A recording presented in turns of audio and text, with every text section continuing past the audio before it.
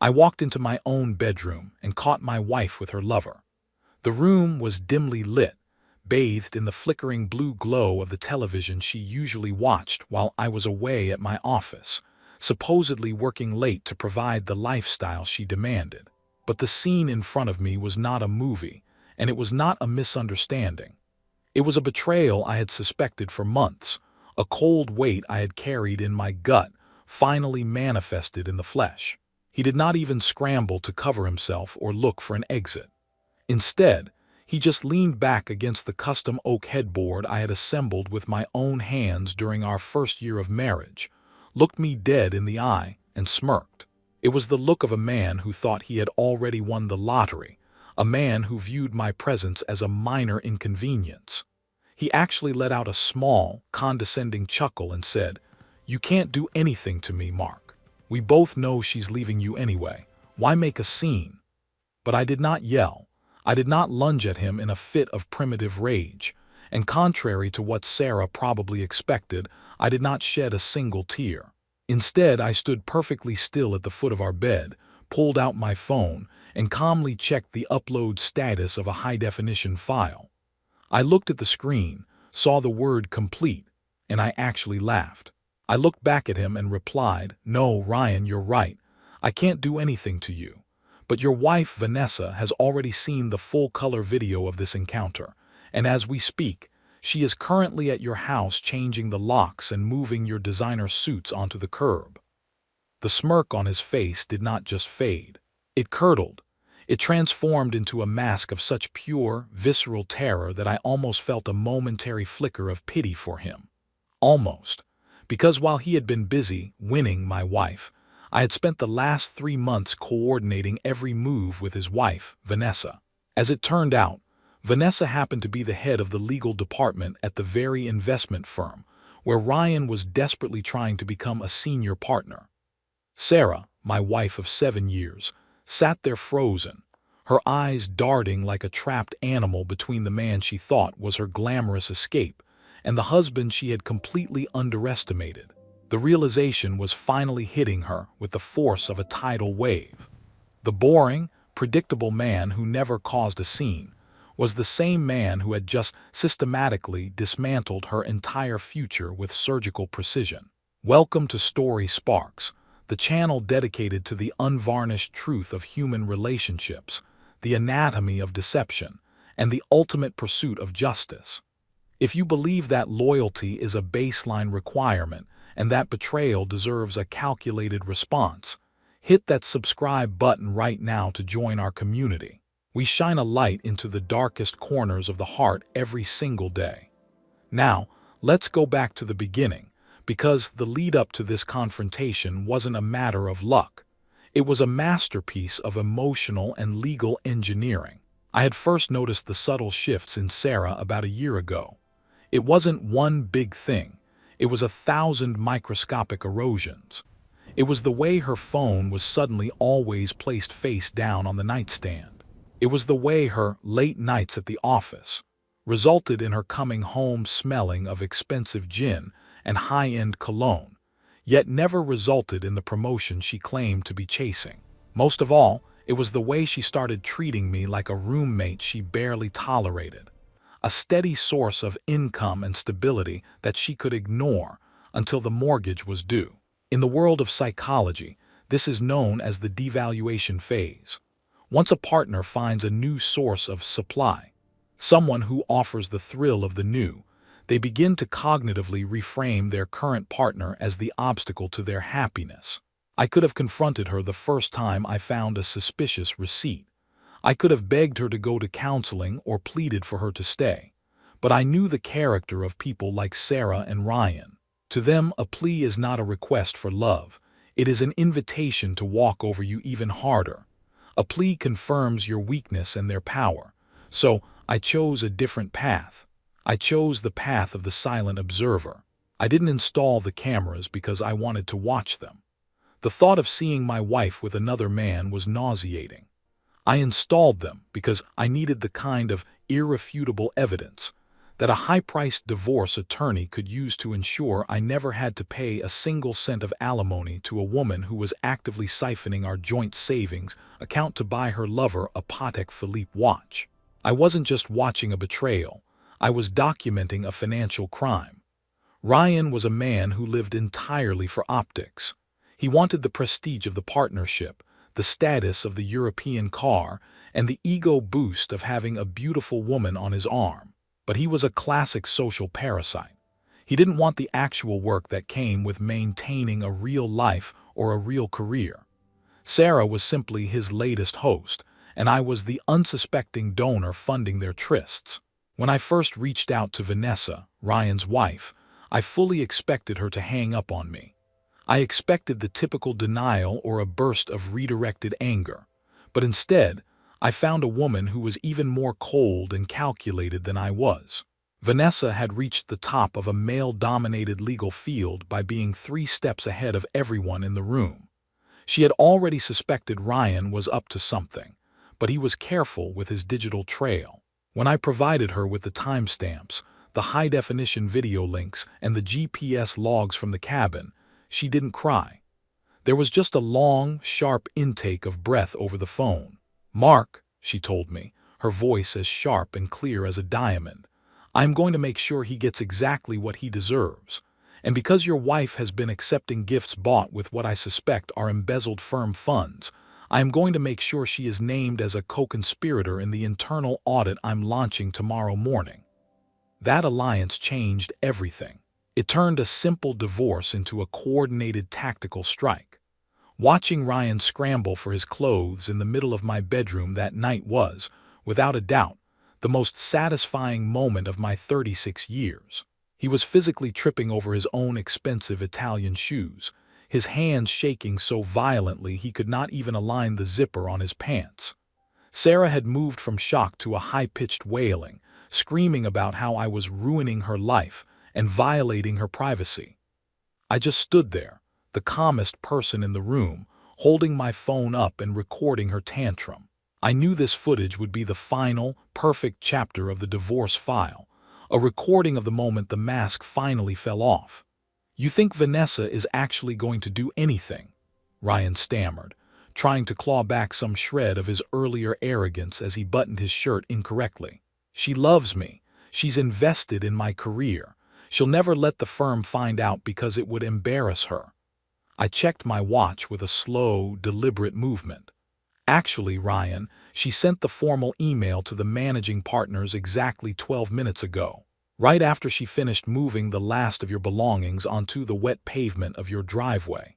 She actually thanked me for the footage of you in the kitchen, bragging to Sarah about how you were going to use the firm's discretionary marketing fund to take her to the Maldives next month." I believe the term the senior partners used in their reply was immediate termination for cause. Sarah's jaw literally dropped. She looked at Ryan, then back at me, finally seeing the man who had been 10 steps ahead of her while she thought I was just boring old Mark. "Mark, please," she started, her voice dropping into that soft, manipulative register she used whenever she wanted to get out of trouble. "We can talk about this. I was just confused. I've been so lonely with you working all those hours. It didn't mean anything." "You weren't lonely, Sarah. You were greedy," I replied, stepping aside to let Ryan run out of the room like a scolded dog.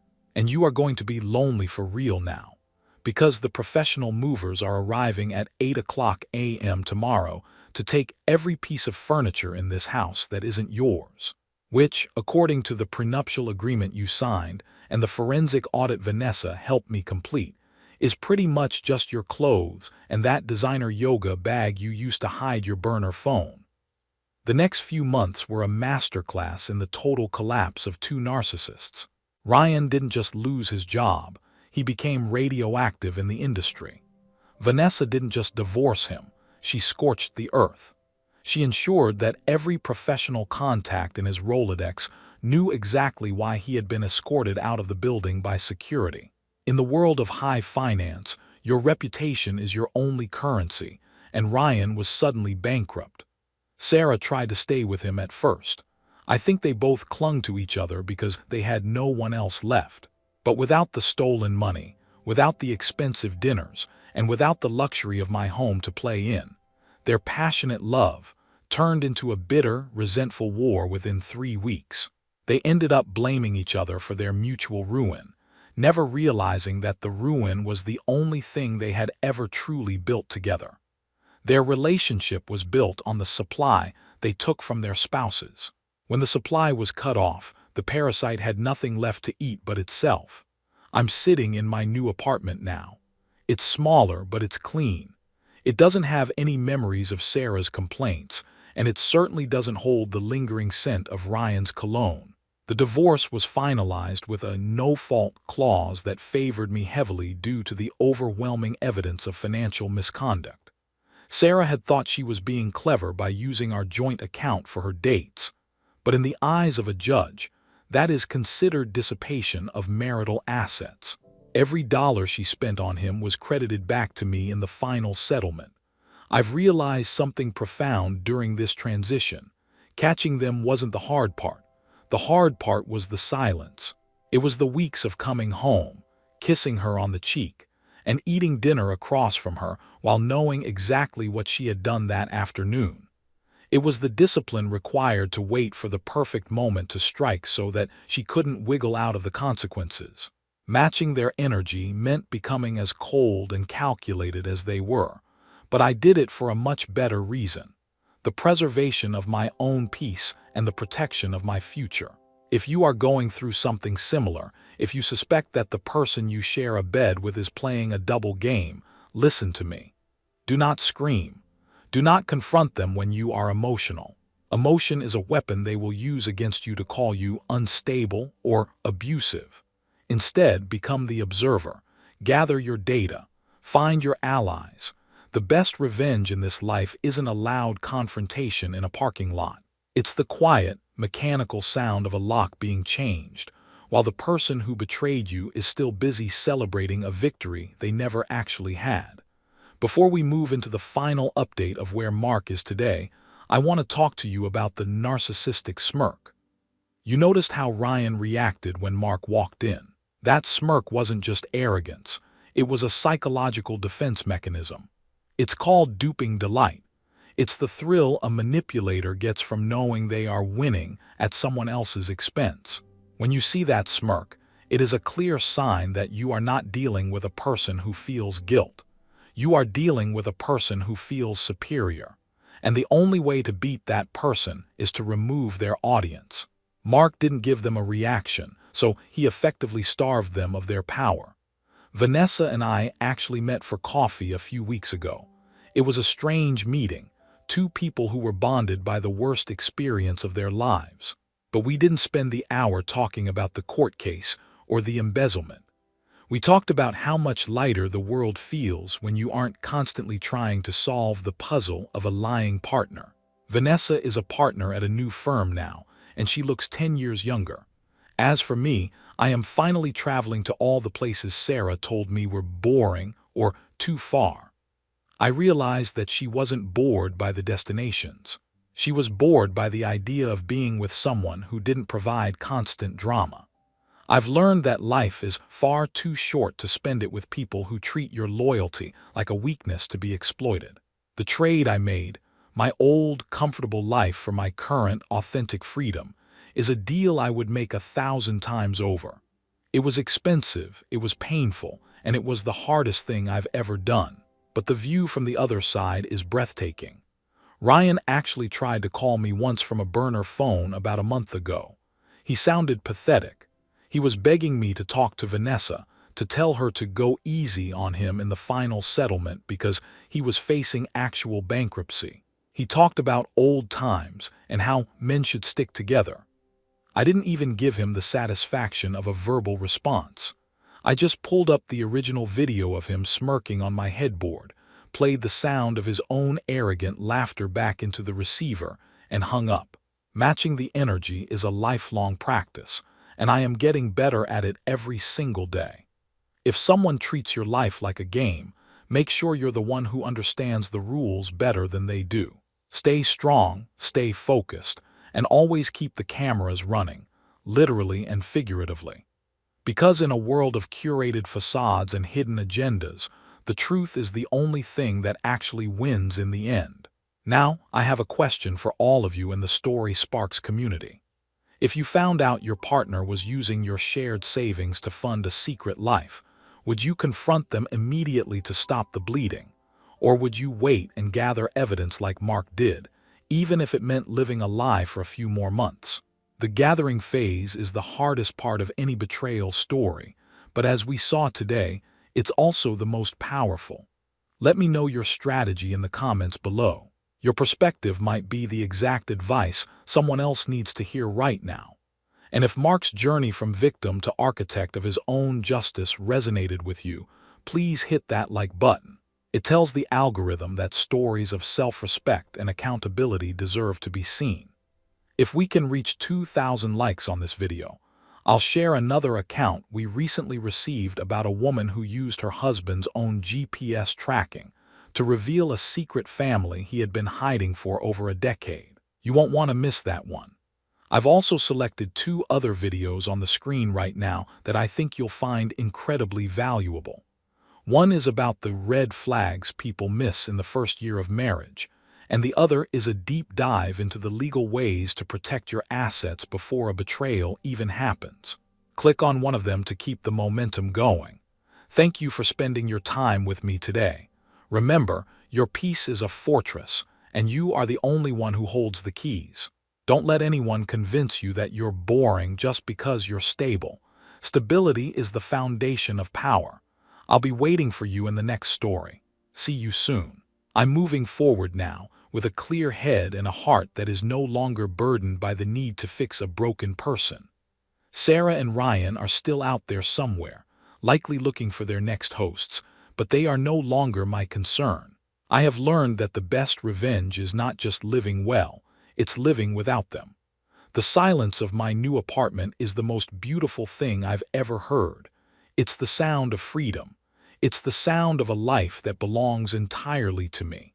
To anyone out there sitting in their car, staring at a suspicious text message, or wondering why their partner has become a stranger, trust your gut. It is the oldest survival mechanism you have. Mark trusted his, and it saved his life.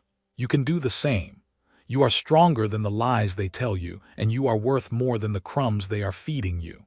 This is Alex from Story Sparks signing off.